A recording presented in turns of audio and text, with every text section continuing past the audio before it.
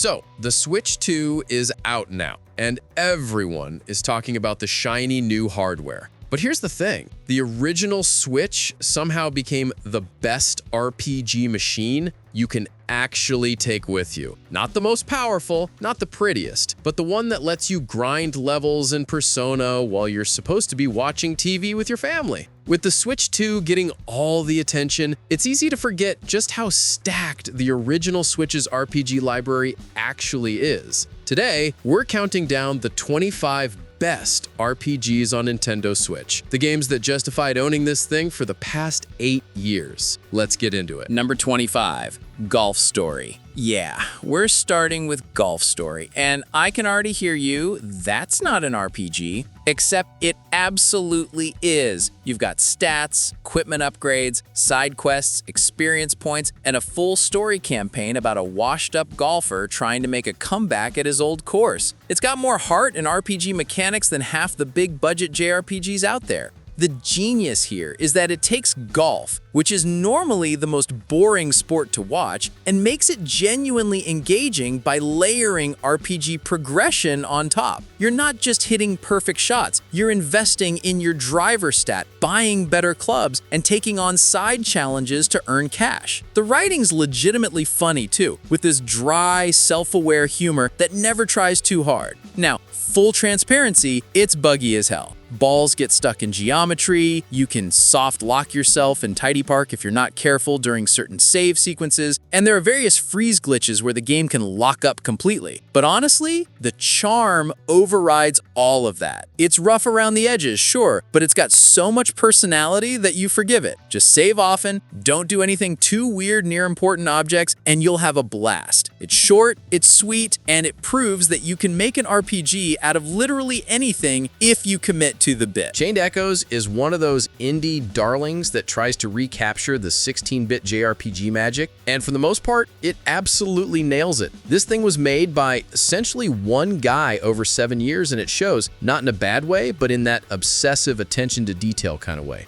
The combat system uses this risk-reward overdrive gauge where you're constantly balancing offense and defense. Push too hard and you overheat, taking extra damage. Play too safe and you're leaving damage on the table. It's genuinely tactical without being slow. The story's got political intrigue, airship battles, mechs, and a cast that actually feels like they've got real stakes in what's happening. It's not trying to subvert JRPG tropes, it's just executing them really well with some modern sensibilities thrown in. But here's where I have to pump the brakes a bit. The Switch version had some technical issues at launch you need to know about. There were merchant menu bugs that could freeze the game, and save corruption was reported frequently enough to cause concern. The developers patched most of this stuff, but the community still recommends being careful with your saves and keeping multiple save slots as a precaution. Despite that, if you're into classic JRPGs and you don't mind babying your save files a little bit, this is absolutely worth your time. Just make multiple save slots and rotate them like it's 1997. The game itself is too good to skip over some technical jank. Next up, number 23, Live Alive. This is one of those lost classics that finally got the remake treatment, and honestly, it's kind of a miracle this exists at all. The original came out on Super Famicom in 1994 and never left Japan. Now we've got this gorgeous HD 2D version that looks absolutely stunning on the OLED screen. The hook here is the anthology structure. You've got 7 completely different chapters: Prehistoric, Imperial China, Edo Japan, Wild West, Present Day, Near Future, and Distant Future. And each one plays differently. The ninja chapter is basically a stealth game. The wrestler chapter has fighting game mechanics. The cowboy chapter is about setting up a defense against bandits. It's wildly ambitious for a SNES game, and the remake preserves all of that weirdness. The combat system's unique too. It's grid-based, with positioning mattering a ton. You're constantly thinking about spacing, knockback, and area of effect patterns. It's more tactical than your standard turn-based affair. Now, the big complaint you'll hear is about value. It's a 20-25 hour game at full price, and some people balk at that. But here's my take. I'd rather have a tight, zero-filler experience than a 100-hour game that's padded to hell. Every chapter here is memorable. The Megalomania boss theme is an absolute banger, and that final chapter ties everything together in a way that genuinely surprised me. If you're sick of bloated RPGs that don't respect your time, Live Alive is the antidote. It's short, it's weird, and it's constantly surprising you with new mechanics and ideas. Sea of Stars is gorgeous. Let's just get that out of the way. This might be the prettiest pixel art RPG on the system. The animation's fluid, the lighting's dynamic, and it runs flawlessly on Switch. Technically, it's a masterpiece. The combat's inspired by Super Mario RPG with those timed button presses for attacks and blocks, and there's this lock system where enemies can charge up powerful moves that you need to break by hitting their elemental weaknesses. It keeps you engaged, but, and I hate to say this about a game that clearly had so much love poured into it, the writing's rough. The protagonists are supposed to be these solstice warriors chosen to fight an evil alchemist, but they've got about as much personality as a piece of toast. People compare them to Chrono from Chrono Trigger, but Chrono worked because everyone around him had personality. Here, everyone's just kind of bland. The dialogue's grammatically sloppy in places, and the emotional beats don't land the way they're supposed to. You can tell they're trying to recapture that 90s JRPG magic, but the execution falls short on the narrative side. That said, the combat's genuinely fun, the world's beautiful to explore, and if you're someone who doesn't care that much about story and just wants a mechanically solid RPG with incredible presentation, you'll probably love this. Just don't go in expecting Chrono Trigger or Super Mario RPG levels of writing. It's more style over substance, but man, that style is really good. Triangle strategy is basically Square Enix trying to make Final Fantasy Tactics again, and in a lot of ways, they succeeded. The tactical combat's excellent. Grid-based, elevation matters, elemental interactions, flanking bonuses, all that good stuff. The story's a Game of Thrones-style political drama with three nations on the brink of war, and your choices actually matter through this scales of conviction system where your party votes on major decisions. Here's the problem, and it's a big one. This game will not shut up. The prologue demo is heavily dialogue-driven, with players reporting they spend the majority of their time in cutscenes and conversations rather than in actual battles. That ratio doesn't get much better in the full game. You'll sit through 15 minutes of characters explaining political nuance, then finally get into a battle, win it, and immediately get hit with another 10-minute cutscene explaining what you just did. It's exhausting. I was there. I'm playing the game. Hello? That's the vibe. The game constantly over-explains things that just happened on screen. Some people love this. They're here for the political intrigue and complex character motivations, but if you're expecting a combat-heavy tactics game, you're going to be disappointed. The writing quality is actually pretty good if you're into that kind of thing. The political maneuvering feels earned, the moral choices are genuinely difficult, and the multiple routes add replay value, but you need to know going in that this is a visual novel with tactics combat, not the other way around. If you're okay with that, it's a phenomenal game. If not, you'll bounce off it hard. Undertale on Switch is interesting because it's not just a straight port, it's actually got exclusive content that makes it the definitive console version. The big addition is the Mad Mew Mew boss fight, which uses the Joy-Cons in this really clever way where your soul splits into two colors and you're controlling both halves independently. It's a gimmick, sure, but it's a gimmick that actually works and can't be replicated on other platforms.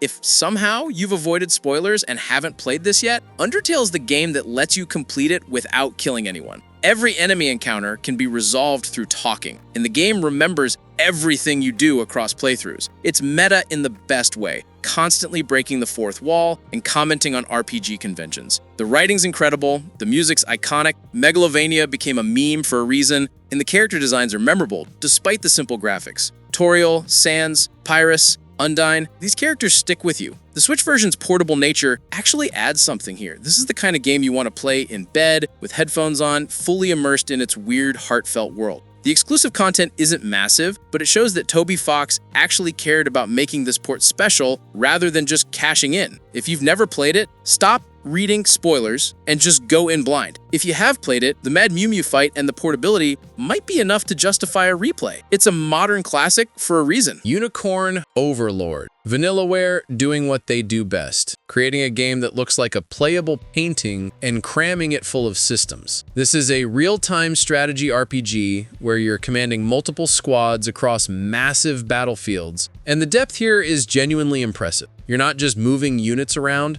you're customizing each squad's AI behavior, equipment loadouts, formation positioning, class synergies. It gets complex. The wild thing, it runs like butter on Switch. We're talking near identical performance to the PS5 version. No frame drops, even during massive battles with multiple squads clashing, fast load times, and that gorgeous hand-drawn art style looks phenomenal on the OLED screen. Vanillaware's art always scales well because it's 2D, but this is next level. The story's classic fantasy. You're a prince reclaiming your kingdom from an evil empire, but it's told with enough polish and character development that it works. There's romance options, tons of recruitable characters, and meaningful choices in how you approach battles. The only real complaint is battery life. You're looking at about 3 hours on a V2 Switch, which is fine, but noticeable for a 2D game. The CPU's working overtime calculating all those battle outcomes and AI behaviors in the background. This is the perfect couch game, the kind of thing you can pick up for 30 minutes or sink 3 hours into. If you're into strategy RPGs at all, this is essential. It's probably the best playing strategy game on the system. Monster Hunter Rise is unique on this list because it was actually built for Switch from the ground up using Capcom's RE engine. And it shows. This thing looks way better than it has any right to on this hardware. The frame rate's solid, the environments are detailed, and the monster designs are incredible. If you've never played Monster Hunter, the loop is simple. Hunt big monsters, carve them up, make armor and weapons from their parts, hunt bigger monsters. It's incredibly addictive. Rise specifically adds these movement options called wire bugs that let you zip around the environment like Spider-Man, and it completely changes how the game feels. You're way more mobile than in previous entries. The combat's satisfying in that Monster Hunter way where every weapon type feels completely different. Great Sword plays nothing like Dual Blades, which plays nothing like the Hunting Horn. There's genuine mastery involved. But here's the problem. The online infrastructure has persistent issues. There's a communication error that's been plaguing lobbies since launch. And it's frustrating because this is a game that's designed around co-op play. You can work around it with local play or by doing some router gymnastics, but it shouldn't be this hard. The single-player campaign's still great, but if you're buying this primarily for online co-op, be aware that you might run into connectivity issues. When it works, it's phenomenal. When it doesn't, it's genuinely annoying. Number 17. Star Ocean: The Second Story R is a fascinating case study in how visual style can completely transform a game. The original was a PS1 JRPG with sprites on pre-rendered backgrounds. This remake uses this 2.5D style, where you've got 3D environments with beautifully drawn 2D characters, and it looks fantastic. The combat's real-time action RPG stuff. You're directly controlling one character while the AI handles your party. It's fast, it's flashy, and there's a ton of depth with the skill system. You can learn cooking, crafting, pickpocketing, writing. There's like 80+ skills, and they all have practical uses. The story's your classic two-perspective setup where you choose between Claude or Reyna at the start, and it changes how the narrative unfolds. There's a ton of recruitable characters and branching paths, so replay value's high. Here's the catch on Switch. It runs at 30 FPS compared to 60 on PS5 and PC. Load times are also noticeably longer, like 1 to 2 seconds versus instant on PS5. It's not a deal breaker. The game's still perfectly playable and smooth, but if you own multiple systems, the PS5 or PC version is objectively better. That said, if portability matters to you, the Switch version's fine. The 2.5D art style looks great on the smaller screen, and 30 FPS is serviceable for this kind of game. Just know you're making a compromise for convenience. The Mario RPG remake is complicated. On one hand, it's a gorgeous, faithful recreation of a classic. The art style's charming, the music's been beautifully rearranged, and the timed hit mechanics still feel great. On the other hand, it's way too easy. The original SNES game had a pretty good difficulty curve. This remake?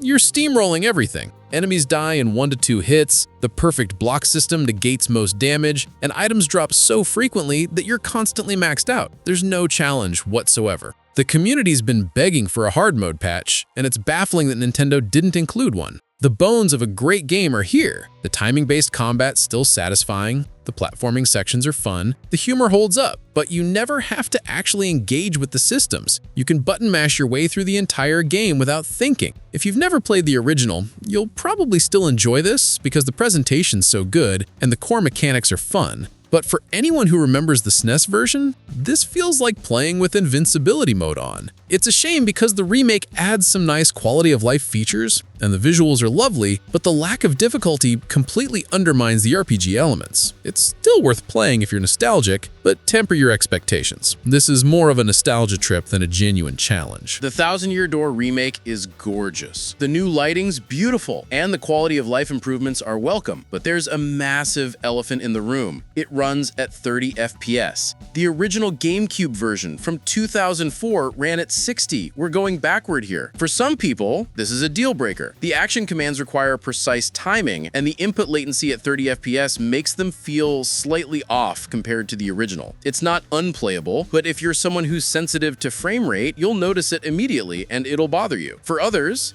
and I'm in this camp, you stop noticing after about 10 minutes. The game's so good that the frame rate becomes background noise. The writing's still hilarious, the badge system's still deep, the partner characters are still memorable, and the plot is still one of the best in any Mario game. There's speculation in the community that the code supports higher frame rates, and this is being held back for a Switch 2 patch. Some people refuse to believe the current hardware is the bottleneck for a game with this art style. Whether that's true or just cope, who knows? Bottom line, if you can get past the frame rate, this is still an incredible RPG. If 30 FPS in a turn-based game bothers you, maybe wait for potential future hardware, but you're missing out on one of the best written Nintendo games ever made. Number 14, Pokémon Legends Arceus. Let's address it immediately.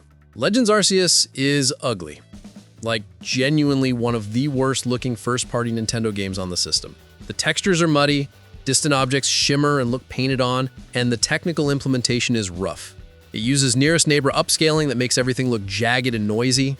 So, why is it on this list? Because the gameplay loop is the best Pokemon's been in years. This thing completely reimagines what a Pokemon game can be. You're in semi-open areas where Pokemon actually roam around naturally, and you can catch them by sneaking up and throwing balls in real time. No random encounters, no being forced into battles constantly. The combat's been streamlined too.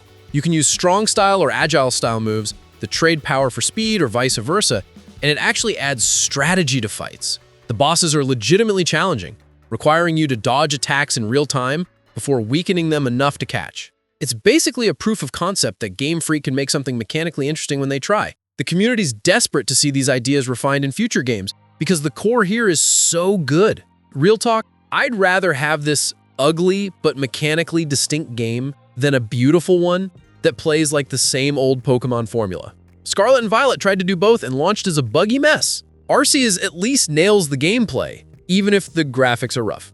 If you can look past the visuals, this is essential. Three Houses is a massive game, easily 60 to 80 hours per route, and there are 4 routes total. The tactical combat's excellent as always, the character writing's some of the best in the series, and the branching story where you choose between 3 noble houses is genuinely compelling. But there's this huge point of contention in the community, the monastery. Between battles, you run around this 3D hub doing social activities, eating meals with students, fishing, gardening, finding lost items. And on your first playthrough, this is great. It builds the world, makes you care about the characters, and gives context to the upcoming battles. On your second, third, or fourth playthrough, it's a massive drag. You're spending hours running around doing the same activities you've already done, and it kills the pacing. Loading into the monastery takes forever, and you can't skip any of it. The community basically wishes there was a toggle to go straight to menus instead of physically walking around. The court tactical game plays so good that it almost doesn't matter, but that almost is doing heavy lifting. If you're planning to do multiple routes, which you should because each one has completely different story beats, prepare for some serious fatigue. Still, the characters are memorable, the story branches in meaningful ways, and the combat's deep enough to stay engaging for dozens of hours. Just maybe take breaks between routes. Don't try to marathon all 4 back-to-back, or you'll burn out hard. Xenoblade 3 is ambitious to the point of insanity. This is a massive open-world JRPG that somehow runs on a tablet from 2017. The scope is incredible. Huge environments, complex combat with 6 party members fighting simultaneously, and a story that ties together the entire trilogy. The trade-off? It's blurry. In handheld mode, the dynamic resolution scaling gets aggressive. Characters and backgrounds get soft when zoomed out, And during complex combat scenes with particle effects everywhere, you can see the resolution drop in real time. It's locked at 30 FPS, which is fine, but you're definitely aware you're pushing this hardware to its absolute limit. Despite that, the game's phenomenal. The combat system's deep. You're chaining arts into fusion arts, managing aggro, positioning for back attacks, and timing chain attacks for massive damage. It's real time, but with enough tactical depth that it never feels mindless. The story's emotionally heavy too. Without spoiling anything, it deals with themes of mortality and purpose in ways that hit hard. And if you're a Xenoblade fan, you need to play the Future Redeemed DLC. The community considers it essential. It's basically the thematic finale to the entire trilogy, not optional side content. Do not play it until you've finished 1, 2, and 3, or you'll be completely lost and spoil yourself on major plot points. If you can accept the visual compromises, this is one of the best JRPGs on the system. Just maybe play it docked if you have the option. The original SMT5 was rough on Switch. Like, is this even playable rough? Frame drops, pop-in, long load times. It was technically impressive that it ran at all, but the experience was compromised. Vengeance changes that. The expanded version runs noticeably better. Not perfect, still frame drops in the open areas, still pop in when demons spawn, but it's gone from unplayable to totally fine. More importantly, it fixes the biggest criticism of the original, the story. The base game had this really cool post-apocalyptic Tokyo setting and interesting combat, but the plot was thin and the characters were underdeveloped. The Canon of Vengeance route, which is the new content, fixes this. Characters actually have arcs, the plot's way more engaging, and the moral choices feel weightier. It's a massive improvement. The combat's still classic SMT. Exploit weaknesses to get extra turns, negotiate with demons to recruit them, fuse them to make stronger ones. If you've never played SMT, imagine Pokémon, but darker, harder, and with demons instead of cute creatures. If you own a PS5 or a gaming PC, yeah, play it there for the locked 60 FPS and better visuals. But the Switch version's no longer the disaster it was at launch. Vengeance is the definitive way to experience this game story-wise, and the performance is good enough that portability might outweigh the technical downgrades. Just know you're still making compromises. This is a best version of the content, not the best technical performance situation. The first Octopath Traveler was beautiful but flawed. The 8 characters never really interacted, so it felt like you were playing 8 separate stories that happened to share a combat system. Octopath 2 fixes that. Characters now have crossed paths, shared chapters where they actually work together and have meaningful interactions. The party feels like a cohesive group rather than strangers traveling together for no reason. That alone makes this a huge improvement. The HD 2D visual style is peak here. The lighting's dynamic, the pixel art's gorgeous, and on the OLED screen, it's legitimately stunning. Vanillaware gets attention for 2D art, but Square's HD 2D engine is right up there. The tone's darker too. The stories deal with heavier themes, the pacing's better, and the writing's more mature. It feels less like a retro throwback and more like a modern JRPG that happens to use a retro-inspired art style. Combat's the same break and boost system from the first game, which is great. You're trying to exploit enemy weaknesses to break their guard, then saving up boost points to unleash massive damage during their vulnerable state. It's simple to understand, but has real depth. If you bounced off the first game because the characters felt disconnected, give this one a shot. If you loved the first game, this is better in every way. And if you've never played Octopath, start with I2. You don't need to play the first one, and this is just the superior version of the concept. Dragon Quest XI is fascinating because the Switch version became the baseline for all other platforms. The PC Definitive Edition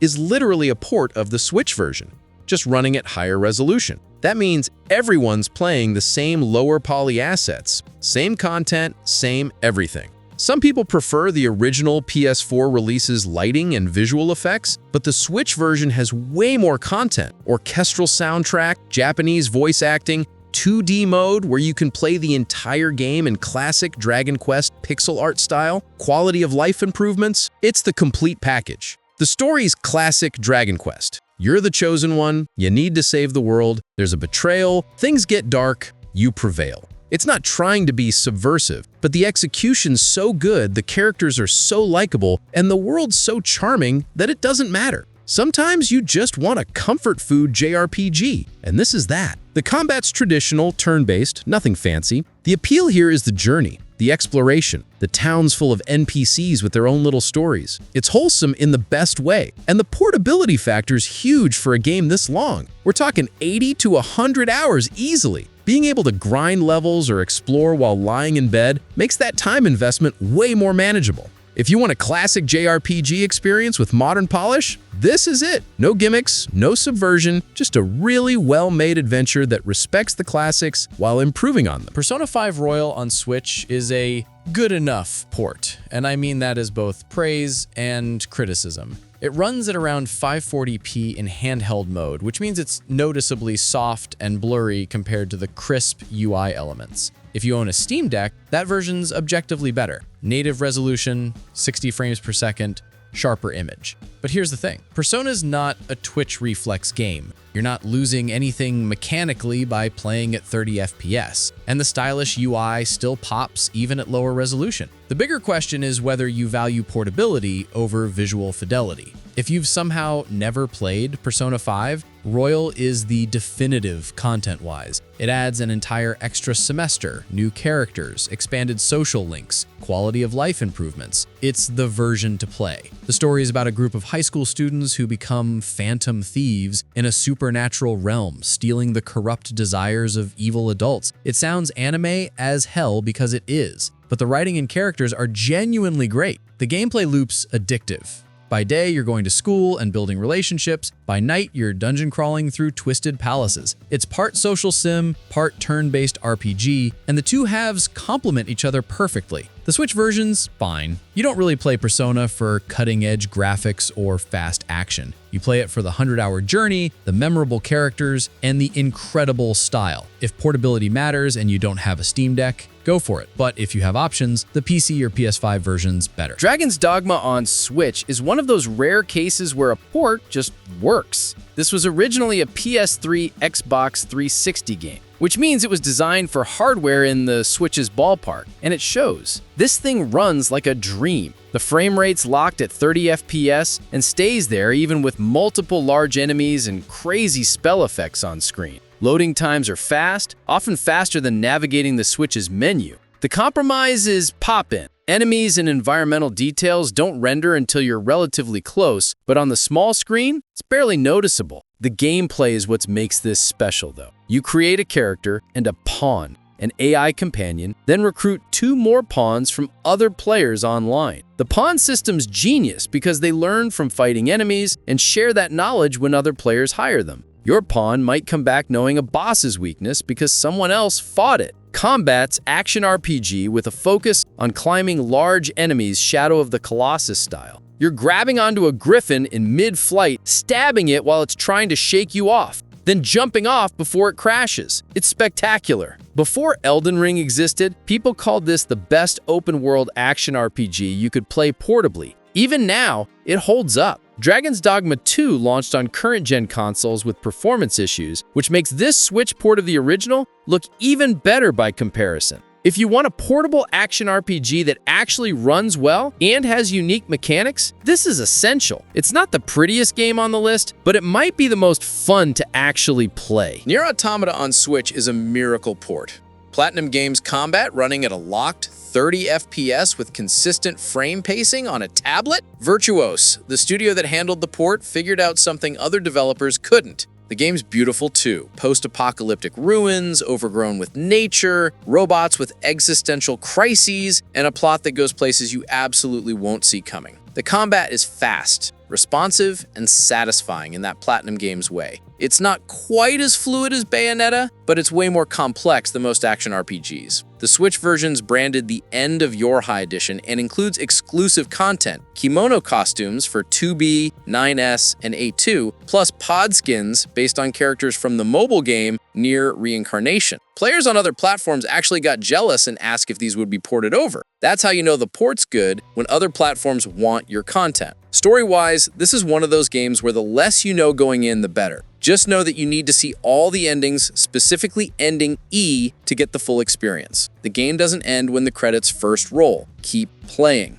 Performance-wise, it's noticeably better than Witcher 3's port. Less blur, more consistent frame rate, sharper image. It proves the Switch can handle fast-paced action games if the porting studio knows what they're doing. If you like action RPGs with weird philosophical stories and you haven't played this yet, the Switch version's legit. It's not a compromise, it's genuinely good. Skyrim on Switch is one of the most stable ways to play the game on console, which is wild considering Bethesda's track record. The Anniversary Edition actually runs better than the base version did at launch. Performance drastically improved after patches, which almost never happens with Bethesda games. It's locked at 30 FPS with consistent frame pacing, which for a Bethesda RPG is basically a miracle. Yeah, there are legacy bugs. There's a quest blocking bug on Solstheim that prevents you from becoming a Thane, and adoption scripts sometimes fail. But these are code issues, not Switch-specific problems. The community's resigned to it. You save often, avoid certain quest triggers, and treat bugs like environmental hazards.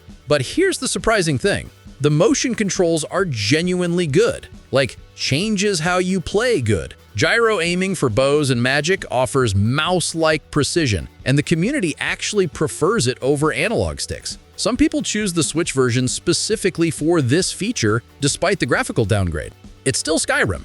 Hundreds of hours of exploration, side quests, dungeon crawling, and accidentally becoming the leader of every guild in the province. The portability factor makes it perfect for grinding levels while watching TV or traveling. If you've never played Skyrim, this is a great way to experience it. If you've played it before, the motion controls and portability might be enough for another playthrough. Just accept that it's Bethesda, so it's buggy, but it's playable buggy, not broken buggy. The Witcher 3 on Switch is the definition of technically impressive but requires tweaking. Out of the box, it's blurry due to aggressive anti-aliasing and a dynamic resolution that can drop to 540p in handheld. People describe it as Vaseline on the lens or soup-like. But after patch 3.6 added PC-like graphical options, the community figured out the optimal settings. The recommendation: turn anti-aliasing off and set sharpening to high. This is counterintuitive. You're accepting jagged edges to reclaim texture detail. But on the small 720p screen, especially the OLED, the aliasing's less distracting than the blur. You're also turning off blur, the peripheral distortion effect, keeping motion blur on to mask frame drops, and disabling depth of field. It's a whole thing. You basically become an amateur technician to make the game look acceptable. Performance targets 30 FPS but drops to low 20s in dense areas like Novigrad or during combat with multiple effects. But relative to expectations, people call it good and very well done. The bar's lower because everyone knows this game has no business running on this hardware. The cross-save with Steam and GOG is the killer feature though. It's been plagued by version mismatch issues, and the community's effectively become tech support for it, creating workarounds when the automated systems fail. Despite all this, it's still The Witcher 3 portable. If you're willing to tinker and accept the compromises, it's playable. Just know you're trading visual fidelity for convenience. Divinity Original Sin 2 on Switch is both a technical achievement and a cautionary tale. Larian managed to get this insanely complex physics simulation, a game that tracks thousands of variables like moved items, dead bodies, environmental states, running on a tablet. That's impressive until you hit Act 4. That's when the crashing starts. The community's filled with reports of the game crashing during save operations in Arx, the final city. Auto-saves, quick saves, manual saves, it doesn't matter. The software just closes. It's attributed to memory leaks or save file bloat after 100+ hours of tracking every action you've taken. The workarounds are annoying. Disable auto-saves. Manually save only after clearing cache. Wait 10 seconds after loading before moving. Avoid sorting inventory in crowded areas. And critically, play offline. The game times out trying to upload massive save files to the cloud, which defeats the entire purpose of the cross-save feature. And that cross-save is the reason people buy this version. Being able to transfer your PC save to Switch and play in bed is incredible when it works, but playing offline to avoid crashes means you can't sync. It's frustrating. Despite this, the game underneath is phenomenal. The combat's deeply tactical, the story's reactive to your choices, and the co-op's incredible if you can get it stable. But you need to be aware you're gambling on whether your save file will survive to the end. If you only have a Switch, it's worth the risk. If you have a PC, just play it there and save yourself the anxiety. Disco Elysium on Switch is a masterpiece trapped in a broken port. The writing's incredible. Genuinely some of the best narrative work in gaming. The detective RPG mechanics where you're building your character's psyche through skill checks is brilliant. The story's thoughtful, philosophical, and emotionally devastating. And the Switch version crashes constantly. Users report crashes every 10 to 20 minutes in late game scenarios. The performance degrades the longer you play, like the game's memory management just gives up. Initial load times were catastrophic at launch, 15 to 20 seconds between areas, and while patches brought it down to 3 to 4 seconds, it's still rough. The font size on handheld is brutal. This is a text-heavy game, and on a Switch Lite or non-OLED model, you're squinting constantly. But here's the tragedy. People still call it a prized possession despite all this. The handheld factor's strong enough that users will endure crashes every 20 minutes just to experience the story away from a desk. Their saves coming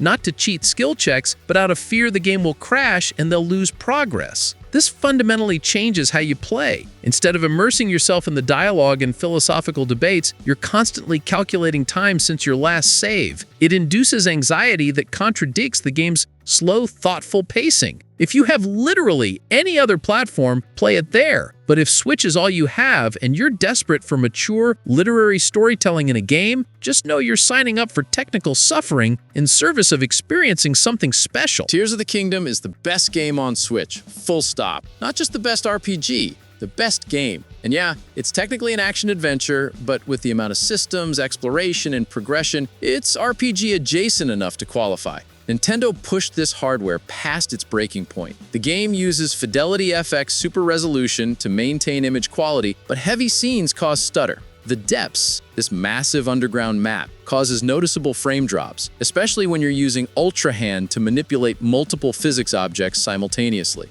Players transitioning from 60 FPS PS5 games describe it as jarring at first. Going from God of War Ragnarok's fluidity to Tears of the Kingdom's locked 30 FPS with occasional dips requires an adjustment period. But here's the thing. After about an hour, you stop caring because the gameplay loop completely overrides the technical concerns. The freedom this game gives you is insane. You can approach any problem multiple ways, the physics system's consistent and exploitable, and the sense of exploration and discovery is unmatched. Every shrine, every cave, every sky island feels handcrafted. It's Nintendo operating at their absolute peak. The fact that this runs on 2017 mobile hardware is genuinely impressive, even with the compromises. It proves that art direction and design can override raw technical specs. If you own a Switch and haven't played this, what are you even doing? If you don't own a Switch and you're on the fence, this is the game that justifies buying one. It's not just the best RPG on the platform, it's one of the best games ever made, period. So there you have it. 25 RPGs that prove the Switch isn't just a great RPG machine because of its specs, but because of its library. Yeah, you're making compromises. Yeah, some of these ports are held together with duct tape and prayer. But being able to grind through Persona in bed or tackle Divinity on a plane